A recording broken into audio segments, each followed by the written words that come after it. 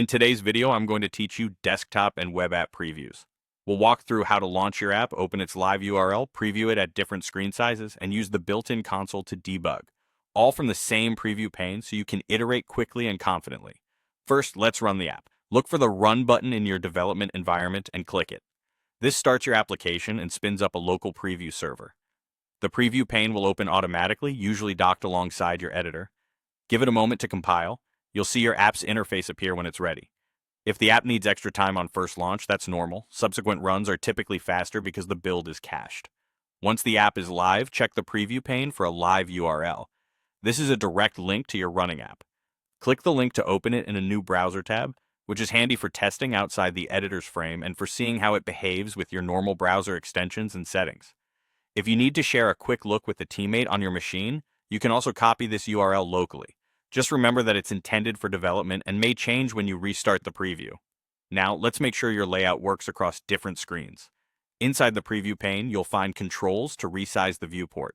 Use the device presets to jump between common sizes, like a compact phone width, a tablet, and a full desktop.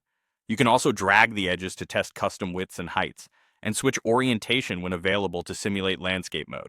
Watch how your navigation, images, and text flow as you adjust the size. If you see content overflowing, elements overlapping, or scroll bars where you don't expect them, note those breakpoints so you can refine your responsive styles. Finally, open the development console in the preview pane to help with debugging and logging. This console shows messages from your app in real time, including console logs, warnings, and errors. Use it to validate data flows, confirm that event handlers are firing, and trace where something might be going wrong. You can filter messages by type, expand stack traces for more context, and clear the console to focus on a fresh test. Adding a few targeted log statements during development can dramatically speed up troubleshooting, and removing them before shipping keeps your app clean and efficient. That's the full workflow. Run the app, use the live URL, resize the preview to test responsiveness, and rely on the console to debug.